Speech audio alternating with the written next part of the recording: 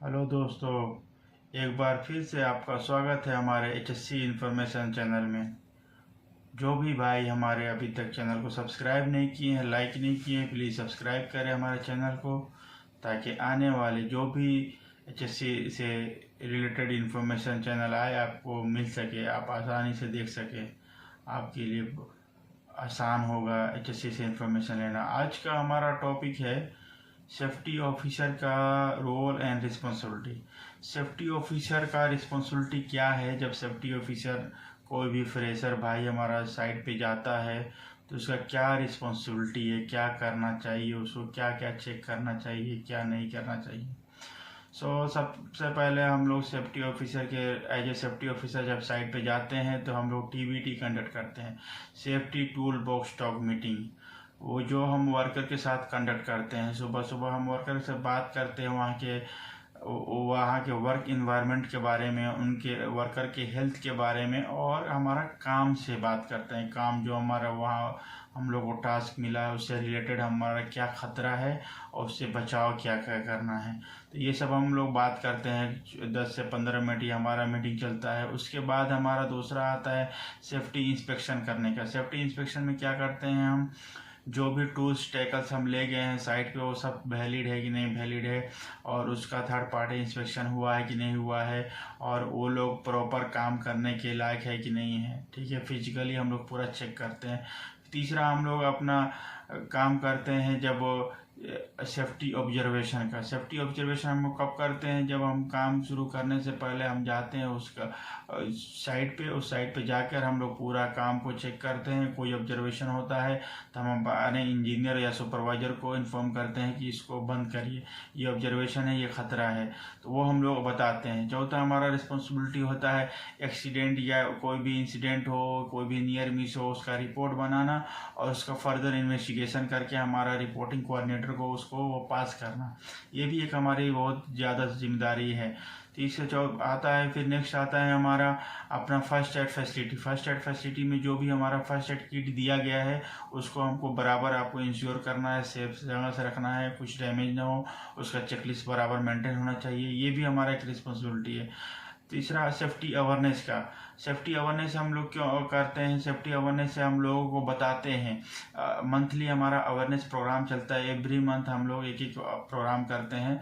उसमें लोगों को हमारा पोस्टर के थ्रू, स्लोगन, सेफ्टी स्लोगन के थ्रू हम लोग अपने वर्कर को इन्फॉर्मेशन पास करते हैं कि हमको कैसे बचना चाहिए, कैसे रहना चाहिए।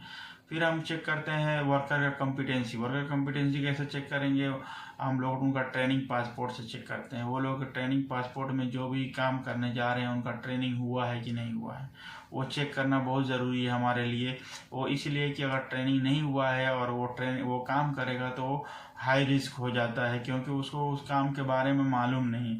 तो ये भी हमको अपना मेक श्योर करना है, क्योंकि ट्रेनिंग उसका कॉम्पिटेंट होना चाहिए, ट्रेनिंग होना चाहिए।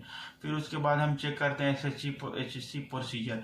हेल्थ एंड सेफ्टी प्रोसीजर होता है हमारा साइट पे, वो काम करने का प्रोसीजर होता है, वो भी हमको चेक करना है कि काम जिस स्टेप बाय स्टेप लिखा है प्रोसीजर में उस हिसाब से वो काम हो रहा है कि नहीं हो रहा है। ये भी हमारा एक रिस्पॉन्सिबिलिटी होता है। फिर हम अपने साइट पे पूरा चेक करने के बाद फिर हम लोग अब इन्वायरमेंटल इशू चेक करते हैं। कोई इन्वायरमेंटल इशू तो नहीं है हमारे साइट पे, कोई हाइजेनिक प्रॉब्लम तो नहीं है, तो ये सब भी हमारा एक रिस्पॉन्सिबिलिटी होता है चेक करने का। अगर ऐसा कोई भी इशू होता है तो हम लोग तुरंत अपने रिपोर्टिंग कोऑर्डिनेटर को बताते हैं, चाहे रिपोर्टिंग सुपरवाइजर को बताते हैं, जिसको जो रिपोर्ट करता हो। तो ये सब बेसिक चीज़ें हैं, आप लोगों को बहुत ज़रूरी है जानना। अगर सेफ्टी ऑफिसर का जॉब करने जा रहे हैं तो ये इन्फॉर्मेशन आपके पास रहेगा तो आपका जॉब मतलब कंटिन्यू चल सकता है, ज़्यादा प्रॉब्लम नहीं होगा। उसके बाद जो प्रोजेक्ट का रिक्वायरमेंट होता है वो अलग होता है। प्रोजेक्ट का रिक्वायरमेंट में हमारा वर्क परमिट आता है। वर्क परमिट अलग अलग आता है, जैसे सऊदी में काम करेंगे तो उसका अलग है, कतर में काम करेंगे अलग है, एडनो के प्रोजेक्ट में काम करेंगे तो अलग है, KOC में काम करेंगे, सब जगह का अलग अलग प्रोसीजर होता है परमिट का। परमिट में हम ज़्यादा बात नहीं करेंगे, परमिट का हम एक अलग वीडियो बनाए हैं, आप लोग चाहें तो देख सकते हैं, हम लिंक शेयर कर देंगे, ठीक है। और दूसरा उसका हम बेसिक बातें बता देते हैं। परमिट हमारा हर एक काम का अलग अलग परमिट होता है। अलग अलग परमिट में हमको बताया जाता है जो परमिट इशू करने वाला होता है और जो रिसीव करने वाला होता है। टेस्ट, फोरमैन चाहे सुपरवाइजर, हमारे क्लाइंट की तरफ से परमिट इशूअर होगा और रिसीवर हमारे तरफ से होगा।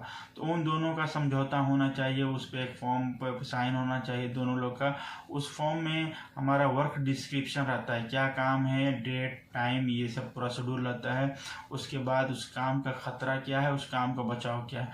तो वो हमारे लिए बहुत ज़रूरी है सेफ्टी ऑफिसर को जानना कि वो परमिट साइन है कि नहीं है। अगर साइन है तो वो जो खतरा से बचने के लिए टिक किया गया है और जो खतरा है वो बराबर मेंटेन है कि नहीं है, ये लोग हम लोग लाजिमी ज़रूरी होता है हम चेक करने के लिए। अगर बिना परमिट के काम करेंगे तो बहुत बड़ा वायलेशन है। सो प्लीज़ दोस्तों, आप लोग जब भी काम शुरू करने से पहले परमिट जरूर चेक करें, ये सबका राइट है।